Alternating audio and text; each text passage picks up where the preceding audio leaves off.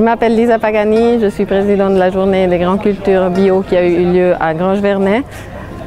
Le but de la journée, c'est de faire connaître le bio à des personnes qui sont soit déjà en bio, donc apprendre des nouvelles techniques, soit des personnes qui ne sont pas encore en bio, mais qui envisagent peut-être une transition à l'agriculture biologique. On est maintenant sur l'essai de sélection de céréales. Plusieurs sélectionneurs sont présents comme Sativa, ACV, Peter Kunz.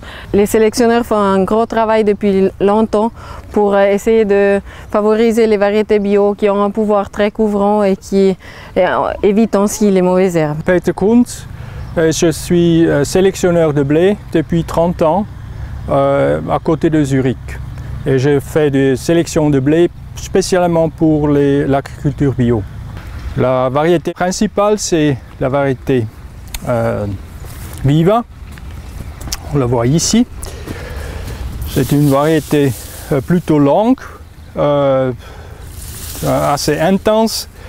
C'est une variété à qualité top pour la panification. C'est une variété très demandée maintenant en Suisse dans la culture bio.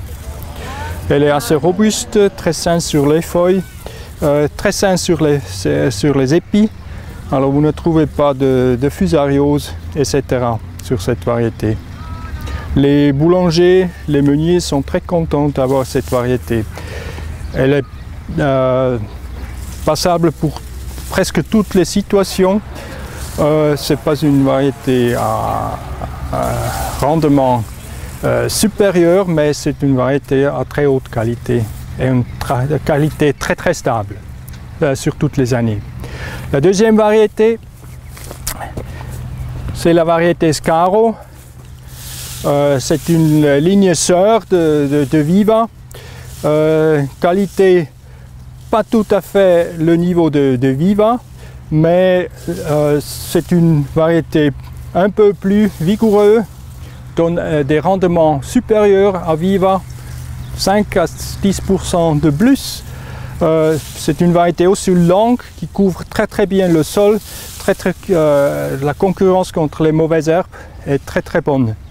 Et la qualité boulangère sur des conditions bonnes est comparable à Viva.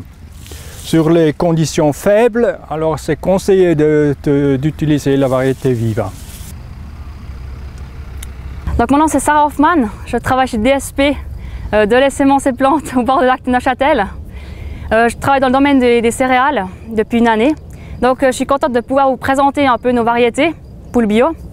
Donc la variété la plus dominante en ce moment sur le marché aussi dans le bio, c'est Claro avec 17%. Donc Claro ici, vous voyez bien, c'est une variété un peu courte, mais très bonne en rendement. C'est de la classe top. Puis vous avez dans le domaine bio, nos variétés, c'est le Titlis, la prochaine variété avec à peu près 10%. Titlis, c'est une variété extensive qui domine justement de nos variétés dans le bio, après Claro. Puis donc pour nos nouvelles variétés, un peu pour présenter nos nouvelles variétés, donc on aurait Lorenzo qui a été inscrite sur la liste recommandée cette année de Suisse Granum. Donc Lorenzo qui est forte en rouille jaune et puis aussi bonne en rouille brune.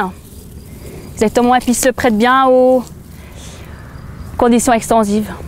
Mandor est en ce moment testée surtout en conditions bio, également en France. Donc elle est forte en fusario sur épi. Et puis elle sera, si possible, inscrite l'année prochaine ou l'année d'après. Donc une variété sûrement aussi à garder en tête. Et puis juste à côté, il y aurait Hansvin. Hansvin, ça sera une classe, pour une classe 1 l'année prochaine sur la liste recommandée Suisse Granum si possible.